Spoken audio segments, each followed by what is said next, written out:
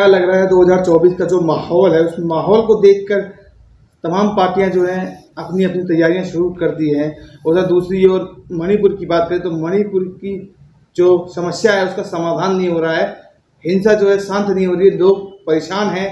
ऐसे ऐसे चीज़ें सामने निकल कर के आ रही हैं कि बहुत ही ज़्यादा आहत हो रही है भावनाओं, इंसानियत पर बहुत बड़ा प्रहार है। क्या कहेंगे उसको लेकर के?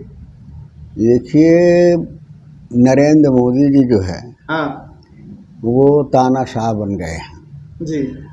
अब उनमें जो प्रजातंत्र में प्रजा के द्वारा चुनकर के जो मालिक बनता है हाँ वो सारे गुण नदारत हैं, और जो तानाशाह के गुण होना चाहिए सारे गुण जो है मोदी जी में आ गए हैं। आज देश में 3 महीने से मणिपुर जल रहा है, बर्बाद हो रहा है, सैकड़ों लोगों की हत्याएं हो रही हैं, जिसमें बाल बच्चे बेटियां सबकी हत्याएं हो रही हैं, बलात्कार हो रहा है। और महिलाओं को, जिनके लिए मोदी जी कहते हैं कि बेटी पढ़ाओ बेटी बचाओ, उन बेटियों के साथ में नंगा घुमाया जा रहा, उनको सरेआम। इतनी बड़ी क्रूरता जो है आज तक के इतिहास में कभी हमने नहीं देखा जी। और कोई अचानक एक घटना हो जाए वो समझ में आता है, लेकिन 3 महीने से लगातार माने जल रहा है मणिपुर, और इस प्रधानमंत्री इतना संवेदनहीन हो गए हैं कि आज इनको उस पर वक्तव्य देने का समय नहीं है। आज उनके पास सदन में आकर के जवाब देने का साहस नहीं है। आज विपक्ष सारा एकजुट होकर के मांग कर रहा है कि इसमें चर्चा कराइए, सुझाव लीजिए, कैसे माने इसकी समस्या का समाधान हो। उसके लिए प्रश्नों का सामना करने के लिए प्रधानमंत्री में साहस नहीं है, और उद्घाटन करते फिर रहे हैं, विदेश में घूम रहे हैं, अपना गाना गवा रहे हैं, लेकिन इनको मणिपुर में जा कर के हालात देखने का समय नहीं है। इससे जाहिर होता है कि ये समस्याएं, मानवता, इंसानियत जहां शर्मसार हो रही है, उनके लिए कोई महत्व प्रधानमंत्री के निगाह में नहीं है। उनके लिए तो किसी भी तरह से इंसानियत जाए, मानवता जाए, संविधान जाए, कानून जाए भाड़ में, हमें वोट किस तरह से मिले उसी उधेड़-बुन में जो है प्रधानमंत्री लगे रहते हैं।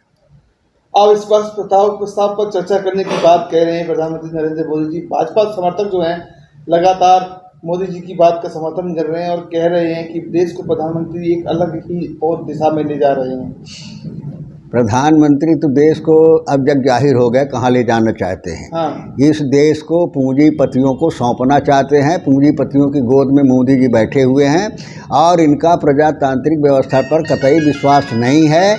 ये अंग्रेज़ों के पार्टनर हैं। जब इस देश में आज़ादी की लड़ाई चल रही थी, लोग माने सीने पर गोलियां खा रहे थे और यातनाएं सह रहे थे, उस समय इनके पार्टी के संगठन के लोग और नेता जो उस समय थे वो अंग्रेज़ों के साथ जी हुजूरी करते थे, उनसे मिल कर के काम करते थे। वो चाहते नहीं थे कि देश आज़ाद हो, लेकिन देश आज़ाद हो गया।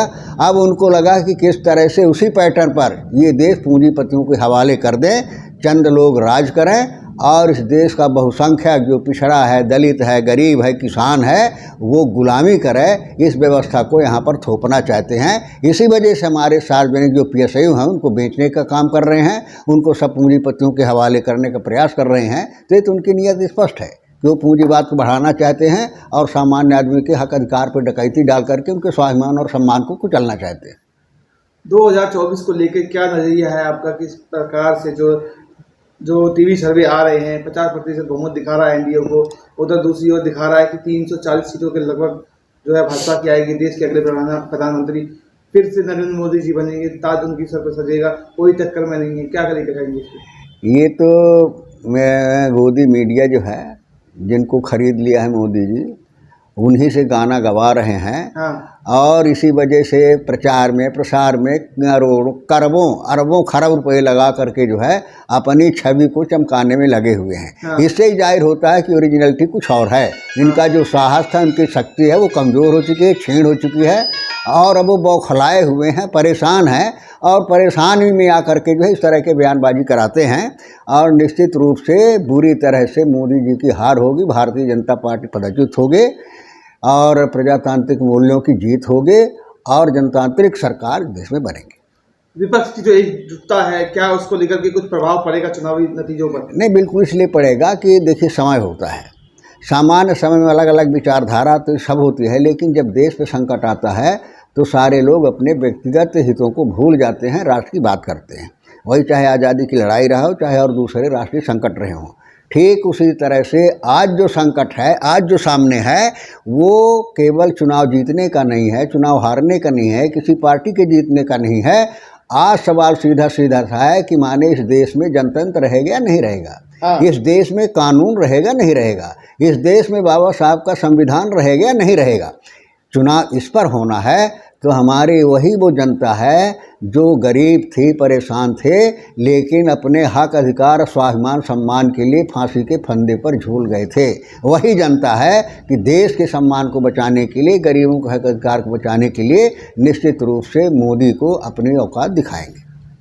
गरीब जनता के सेवक बताते हैं, 9 साल बेमिसाल निकले भाजपा सरकार के, उस पर क्या कहना चाहेंगे आप? अब उसमें भारतीय जनता पार्टी कथनी करनी अब आम जनता भी समझने लगा है। एक सीमा होती है गुमराह करने की, भटकाने की, लेकिन एक समय आता है कि वो सच्चाई उजागर हो जाती है।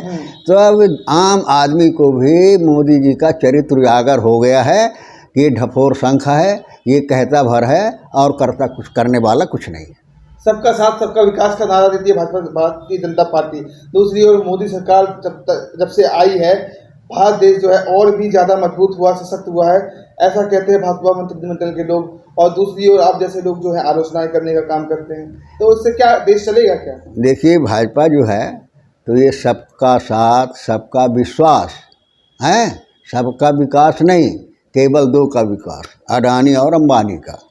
तो नारा जो सबका देते हैं और सारी मलाई, सारा हिस्सा 2 के हाथ में सुपुर्द करते हैं, वो इनका चरित्र है।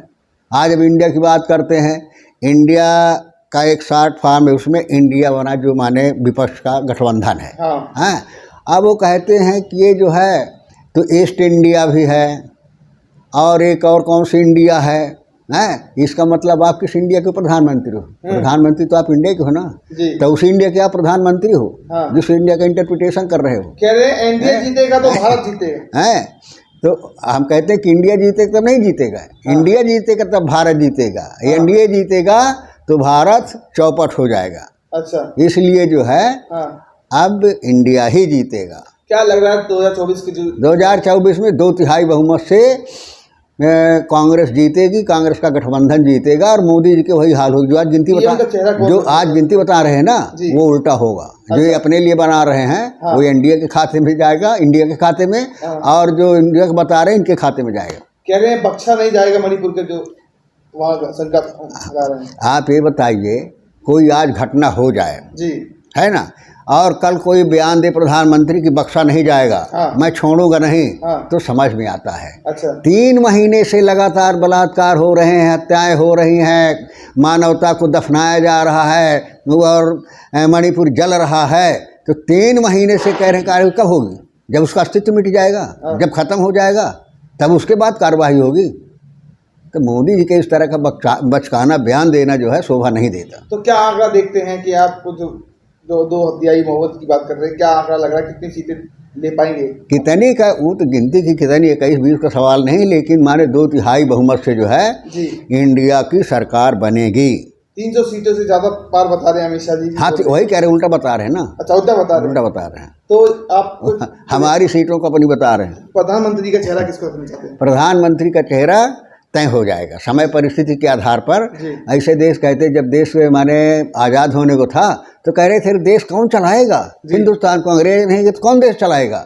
लेकिन देश चला और ठप्पे की जोर पर चला, हर चुनौतियों का सामना किया। तो नेता जो है, नेतृत्व कोई वो नहीं होता है, प्रोग्राम होता है, कार्यक्रम होता है, विचारधारा होती है और विचारधारा के आधार पर काम होता है। तो जिस तरह की विचारधारा, निश्चित रूप से हमारा नेतृत्व भी तैयार हो जाएगा, आ जाएगा। आखिरी सवाल यह है कि भाजपा का विकास कार्य जो है आपको दिखाई नहीं दे रहा है, जिस तरीके से वो बोल रहे हैं देश नई उन्नतियों पर अग्रसर है।